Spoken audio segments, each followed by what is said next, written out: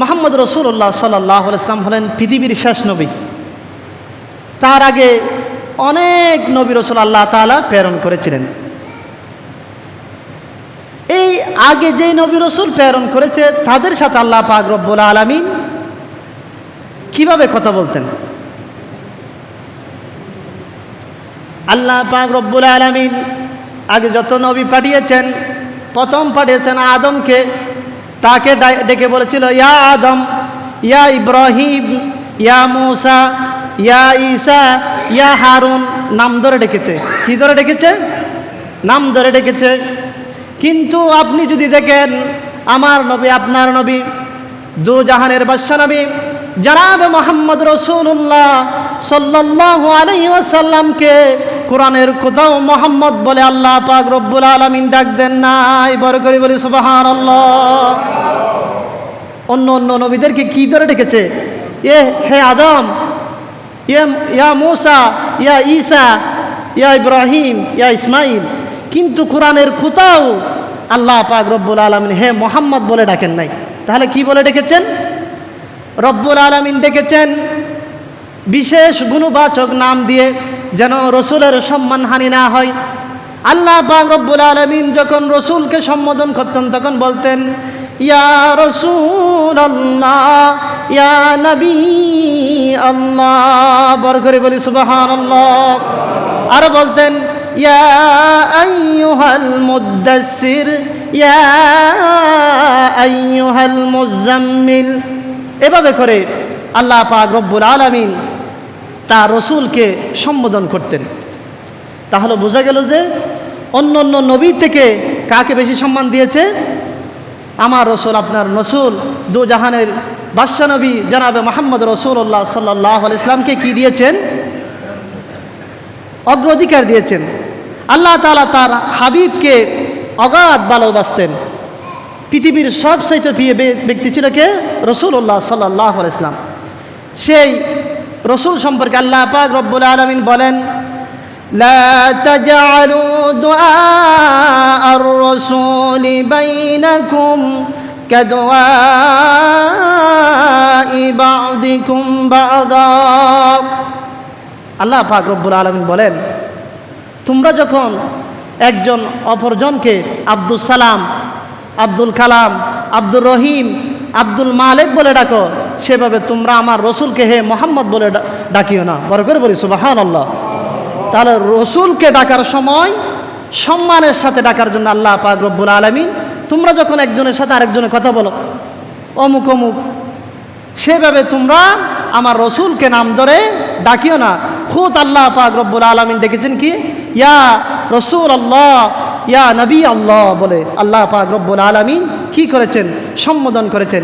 এটি হলো রাসূলুল্লাহ সাল্লাল্লাহু আলাইহি ওয়াসাল্লামকে ভালোবাসার একটা দাব কিনা? অন্য নবীদেরকে যেভাবে ডেকেছেন রাসূলুল্লাহ সাল্লাল্লাহু আলাইহি ওয়াসাল্লামকে তার চাইতে উত্তমভাবে আল্লাহ পাক রব্বুল আলামিন তার হাবিবকে ডেকেছেন। এইভাবে যদি আমরা দেখি পৃথিবীতে আল্লাহ পাক রব্বুল আলামিন অনেক সম্প্রদায়ের উপর কি পাঠিয়েছেন? নবী পাঠিয়েছেন। কিন্তু ওই সম্প্রদায়ের লোকেরা নবীদেরকে কষ্ট দিত। কি দিত? কষ্ট দিত। কষ্ট দিত। তখন ওই নবীদের মাধ্যমে আল্লাহ পাক রব্বুল আলামিন তাদের কষ্টের জবাবগুলো দিত। বড় করে বলি সুবহানাল্লাহ। শুনুন, হযরতে হুদ আলাইহিস সালাতু ওয়াস সালাম তার জাতিকে, তার কওমকে বলেছিল ইয়া কওমি ইবুদুল্লাহা মা লাকুম মিন ইলাহিন গায়রু। হে আমার জাতি, হে আমার কওম, তোমরা একমাত্র আল্লাহ তাআলার ইবাদত করো, তিনি ছাড়া কোনো ইলাহ নাই। হযরতে হুদ আলাইহিস সালাতু ওয়াস সালাম তার জাতিকে বলেছিল তোমরা একমাত্র কার ইবাদত করো? আল্লাহ তাআলার ইবাদত করো, তিনি ছাড়া কোনো ইলাহ নাই। এই কথা যখন বলল তখন হযরতে হুদ আলাইহিস সালাতু ওয়াস সালামের জামানার যারা নেতা পর্যায়ের লোক ছিল তারা কি বলেছে? আল্লাহ পাক রব্বুল আলামিন সেটা কোরআনের মধ্যে খুঁট করে দিয়েছেন। তারা বলেছিল قال الملأ الذين كفروا من قومه إنا لنراك في سفاحة وإنا لنظنك من الكاذبين। তারা বলেছিল, ও হুদ, তুমি এগুলা কি বলো? তোমাকে তো স্বাভাবিক মানুষ বলে মনে হচ্ছে না, তোমাকে মনে হচ্ছে আমাদের একজন মিথ্যাবাদী। তুমি একজন কি? মিথ্যাবাদী। কাকে বলতেছে? নবীকে বলতেছে, তার উম্মতরা। কিন্তু সেই কথার জবাব আল্লাহ পাক রব্বুল আলামিন হযরতে হুদ আলাইহিস সালাতু ওয়াস সালামকে শিখিয়ে দিয়েছেন। আল্লাহ পাক রব্বুল আলামিনের মাধ্যমে হযরতে হুদ আলাইহিস সালাতু ওয়াস সালাম তাদের প্রশ্নের জবাব দিয়েছিল। ইয়া কওমি লাইসা বি সাফাহাতুন ওয়ালাকিন্নী রাসূলুম মির রাব্বিল আলামিন। আমি কোনো ফালতু লোক না, আমি কোনো যেমন তেমন লোক না। আমাকে দু জাহানের বাদশা নবী, দু জাহানের সৃষ্টিকর্তা রব্বুল আলামিন আমাকে এই পৃথিবীর মধ্যে রসুল হিসেবে প্রেরণ করেছে। বড় করে বলি সুবহানাল্লাহ। এভাবে হযরতে নূহ আলাইহিস সালাতু ওয়াস সালামও তার কওমকে দাওয়াত দিয়েছিল। তার কওমকে যখন দাওয়াত দিয়েছিল, তার কওমের নেতারা হযরতে নূহকে বলেছিল, ইন্না লানারাকা ফি দালালিম মুবিন। নবীকে বলতেছ তুমি তো পথভ্রষ্ট হয়ে গেছো। তার উম্মতরা নবীকে বলতেছে, নূহ আলাইহিস সালামকে বলতেছে, তুমি তো পথভ্রষ্ট হয়ে গিয়েছো। তখন হযরতে নূহ আলাইহিস সালাম বললেন, লাইসা বি দালালাতুন ওয়ালাকিন্নী রাসূলুম মির রাব্বিল আলামিন। আমি কোনো পথভ্রষ্ট লোক নই, আমি কোনো গুমরাহ ব্যক্তি নয়, আমি আল্লাহ পাক রব্বুল আলামিনের পক্ষ থেকে একজন নবী এবং রসুল। বড় করে বলি সুবহানাল্লাহ। এই কথাটা এই জন্য বললাম যে তারা যখন তাদের উম্মতকে দাওয়াত দিয়েছিল, তার জবাব দিয়েছিল নবীরা। কিন্তু রসুলকে যখন গালি দিয়েছে, রসুল নিজের মুখে জবাব দেন, খুদ আল্লাহ পাক রব্বুল আলামিন জবাব দিয়েছে। বড় করে বলি সুবহানাল্লাহ। কিন্তু নবী করিম সাল্লাল্লাহু আলাইহি ওয়াসাল্লামকে যখন কতিপয় ওয়ালিদ ইবনে মুগীরা রসুলকে গালি দিল, রসুলকে বলল যে পাগল। সূরাতে হিজরের মধ্যে 6 নং আয়াতের মধ্যে বলেন, ওয়াকালু ইয়া আইয়ুহাল্লাযী নুজ্জিলা আলাইহিজ যিকরু ইন্নাকা লামাজনুন। তারা মুহাম্মদ সাল্লাল্লাহু আলাইহি ওয়াসাল্লামকে বলল যে তোমার উপর কি কোরআন নাজিল হয়েছে? তুমি তো একজন পাগল।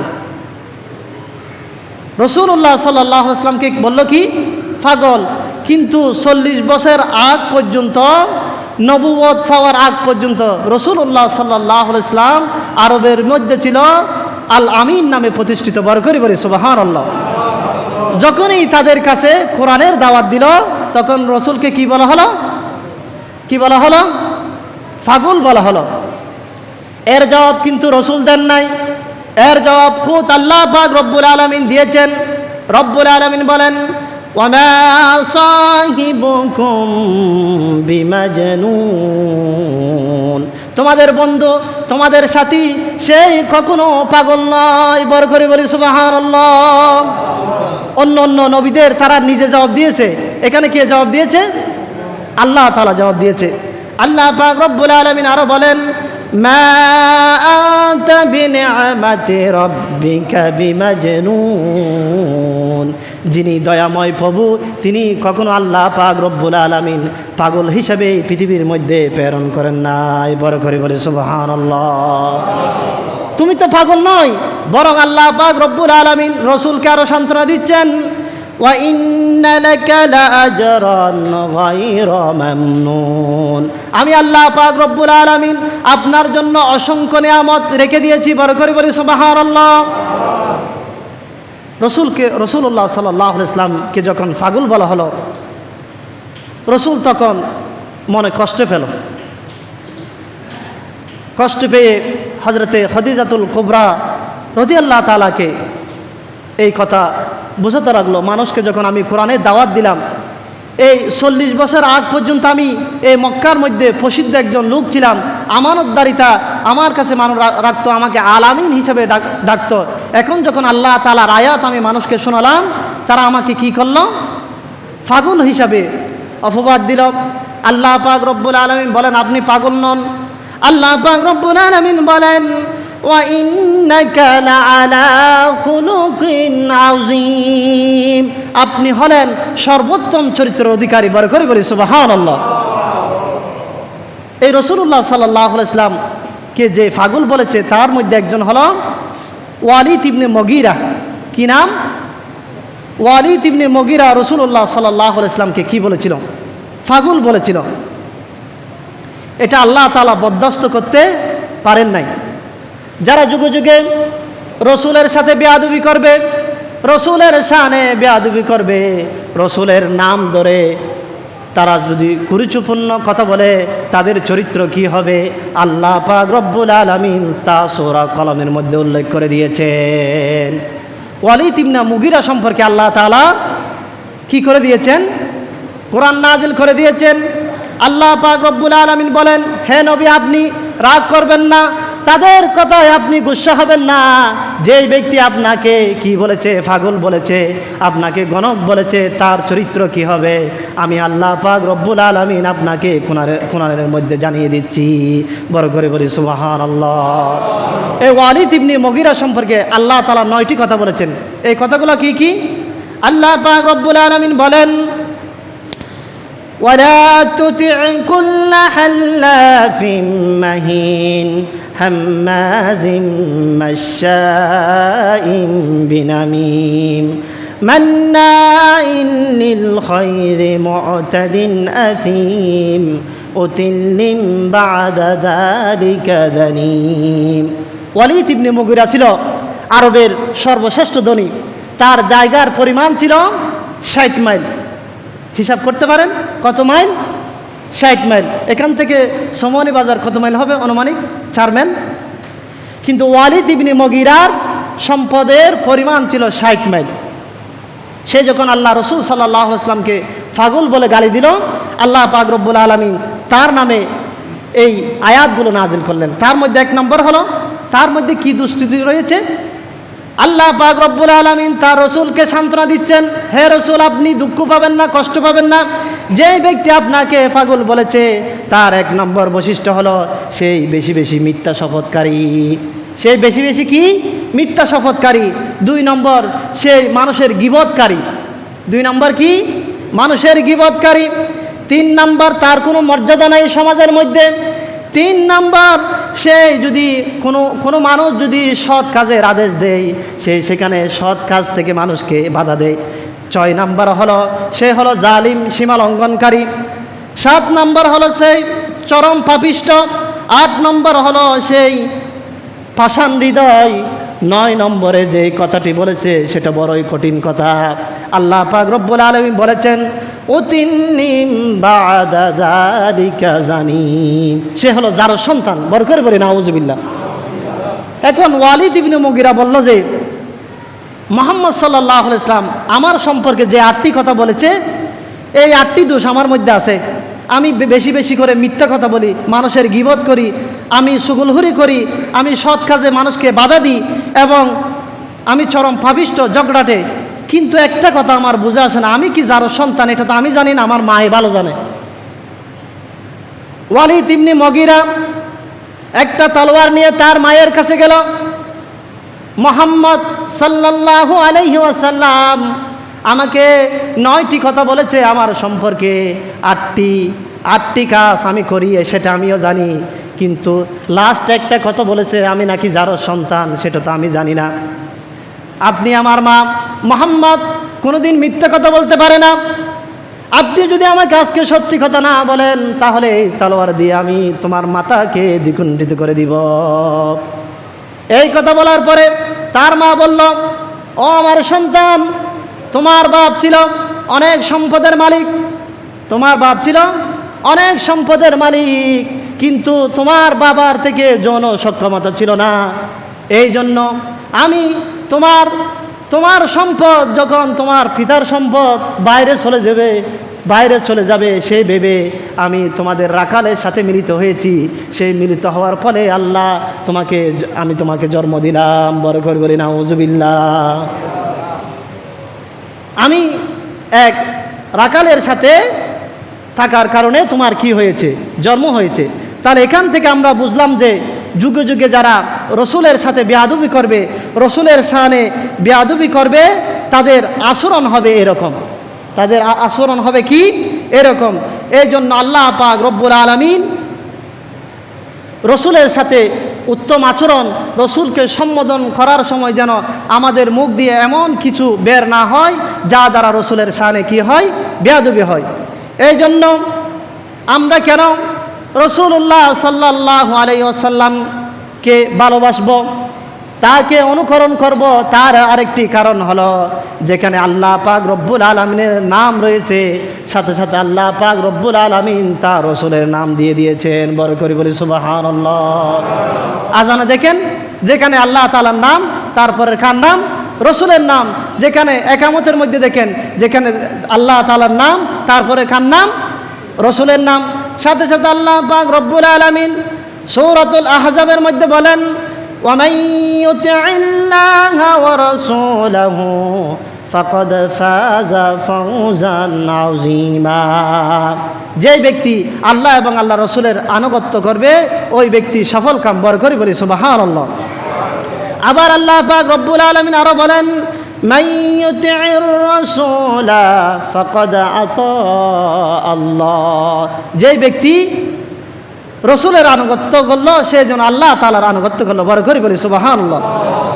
সহিহ বুখারীর বর্ণনায় 2957 নং হাদিসের মধ্যে বলেছেন, মান আতানি ফাকাদ আতা আল্লাহ ওয়া মান আসানি ফাকাদ আসা আল্লাহ।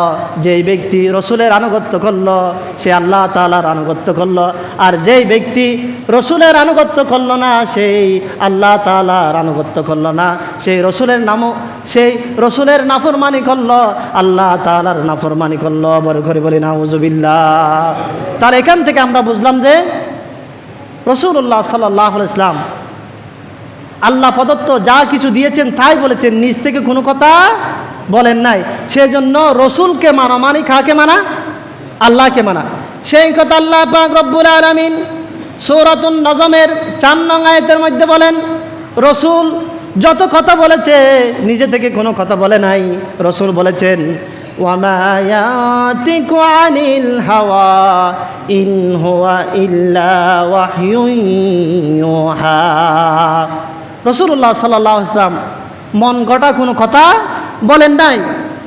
তিনি কি বলেছেন, ইন হুয়া ইল্লা ওয়াহয়ুন ইউহা। তারপর যে ওহী নাজিল হয়েছে সেই কথাগুলোই মানুষকে বলেছে। তাহলে আমি বলতেছিলাম রাসূলুল্লাহ সাল্লাল্লাহু আলাইহি ওয়াসাল্লাম 40 বছর বয়সে কি দেওয়া হলো, নবুয়ত দেওয়া হলো। এর আগে কিন্তু রসুলের কোনো দুশ্মন ছিল না, ছিল রসুল ছিল আমানতদার, রসুল ছিল সবার প্রিয়। রসুলকে সবাই তাদের স্বর্ণ টাকা পয়সা এগুলা গচ্ছিত রাখতো। যখন রাসূলুল্লাহ সাল্লাল্লাহু আলাইহি ওয়াসাল্লাম মানুষকে কোরআনের দাওয়াত দিল তখন রসুল তাদের সাথে খারাপ হয়ে গেল। তাদের সাথে কি হয়ে গেল? তার আগে কিন্তু কি ছিল, ভালো ছিল।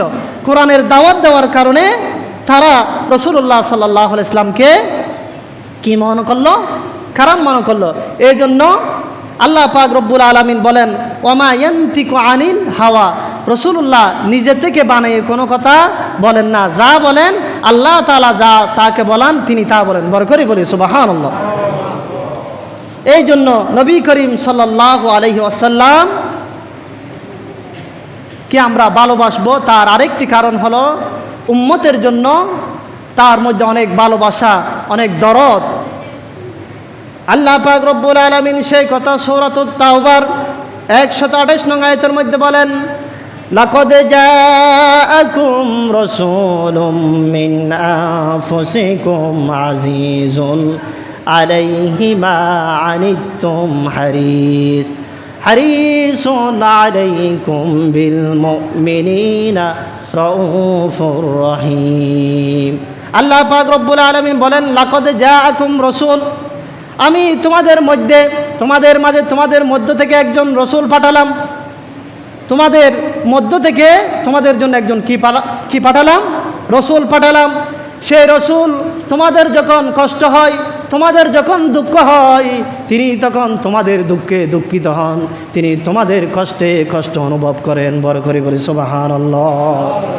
হারিসুন আলাইকুম বিল মুমিনিনা রাউফুর রহিম, তিনি মুমিনদের প্রতি অতি দয়ালু, অতি সহানুভূতি। বড় করে বলি সুবহানাল্লাহ। সেই জন্য আমাদের দুনিয়ায় অনেক আপন থাকতে পারে, সে আপন আজকে আছে কালকে নাই, কিন্তু আপনার নবী, আমার নবী জনাবে মুহাম্মদ রাসূলুল্লাহ সাল্লাল্লাহু আলাইহি ওয়াসাল্লাম সার্বক্ষণিক আমাদের জন্য মদিনায় বসে বসে কান্না করতেছেন কিনা? এই দুনিয়ার আপন যারা আজকে আছে কালকে নাই, দয়ার নবী মায়ার নবী আপনা সদাই, আপনা সদাই, এমন আপনা নবী যার নেই উপমা, যেজন হবে আপনা সেই তো মদিনা, যেজন হবে আপনা সেই তো মদিনা। কার লাগিয়া কান্দের মন, কার লাগিয়া বন্ধ, কেউ তো তোমার আপন হবে না, যেজন হবে আপনা সেই তো মদিনা, যেজন হবে আপনা সেই তো মদিনা। কবর হাসর পুলসিরাতে কোনো আপন পাবে না, যেজন হবে সেজন পাবে শাহে মদিনা, শাহে মদিনা। কবর হাসর পুলসিরাতে কোনো আপন পাবে না, যেজন পাবে সেজন হবে শাহে মদিনা, শাহে মদিনা। উম্মতের কষ্ট নবী সইতে পারে না, যেজন হবে আপনা সেই তো মদিনা, যেজন হবে আপনা সেই তো মদিনা। রাসূলুল্লাহ সাল্লাল্লাহু আলাইহি ওয়াসাল্লাম মক্কার মধ্যে মার খেয়েছেন, তাইফের মধ্যে মার খেয়েছেন, কিন্তু তারপরও নিজের জন্য কাঁদেন নাই, আর তার উম্মতের জন্য রাসূলুল্লাহ সাল্লাল্লাহু আলাইহি ওয়াসাল্লাম এই মার খেয়েছেন কিনা?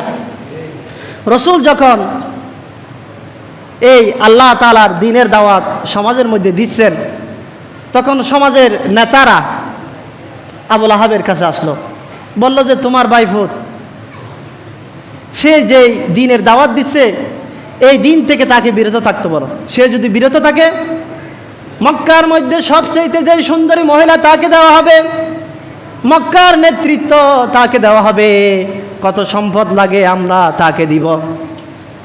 রাসূলুল্লাহ সাল্লাল্লাহু আলাইহি ওয়াসাল্লামকে অফার করতেছে, বিনিময়ে শুধু একটা কাজ করা যাবে না, কোরআনের দাওয়াত দেওয়া যাবে না। কিসের দাওয়াত?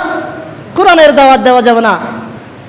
যদি কোরআনের দাওয়াত না দেয় তোমার ভাইফোঁত, তাহলে তাকে বলো এই সে যদি কোরআন দাওয়াত দেওয়া থাকে, এক আল্লাহ তাআলার দাওয়াত যদি না দেয়, তাহলে তাকে আরবের মধ্যে সবচেয়ে সুন্দরী মহিলা দেওয়া হবে, যত স্বর্ণ লাগে তাকে দেওয়া হবে, সে যদি আরবের নেতা হতে চায় তাকে নেতা বানিয়ে দেওয়া হবে। এই কথাগুলো আবু তালেবকে বলা হলো।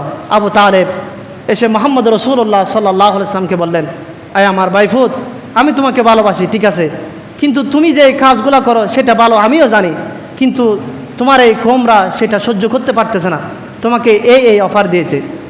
যখন এগুলো বলা হলো, রাসূলুল্লাহ সাল্লাল্লাহু আলাইহি ওয়াসাল্লাম বললেন, তারা যদি আমার এক হাতে চন্দ্র আর এক হাতে যদি সূর্য দেয়, আমি আল্লাহ পাক রব্বুল আলামিনের দাওয়াত থেকে এক চুল পরিমাণ পিছু হব না। বড় করে বলি সুবহানাল্লাহ। সেই দয়াল নবী তাইফের ময়দানে মার খেয়েছেন, রক্তাক্ত হয়েছেন, নিজের জন্য দয়াল নবী একটুও কান্দেন নাই, সারা জীবন কেঁদেছিলেন উম্মতের মায়ায়, উম্মতের মায়ায়। এখনো কান্দেন নবী সোনার মদিনায়, যেজন হবে আপনা সেই তো মদিনায়। কার লাগিয়া কান্দরে মন, কার লাগিয়া বান্দ, কেউ তো তোমার আপন হবে না, যেজন হবে আপনার সেই তো মদিনা। এই জন্য রসুলকে আমরা ভালোবাসবো কি জন্য? রাসূলুল্লাহ সাল্লাল্লাহু আলাইহি ওয়াসাল্লাম তার হাদিসের মধ্যে বলেছে, আমি তোমাদেরকে তোমাদের কোমর ধরে তোমাদেরকে জান্নাতের দিকে নিতে চাচ্ছি। হাদিস শরীফের মধ্যে বলতেছে, তোমরা এই হাতকে ছুড়ে দিয়ে তোমরা জাহান্নামের মধ্যে যেতে চাচ্ছ, আমি তোমাদেরকে টানতেছি কোথায়? জান্নাতের দিকে। তোমরা সেই হাত ছেড়ে দিয়ে তোমরা কোথায়? তোমরা দুজকের মধ্যে যাওয়ার জন্য প্রস্তুত হয়েছ।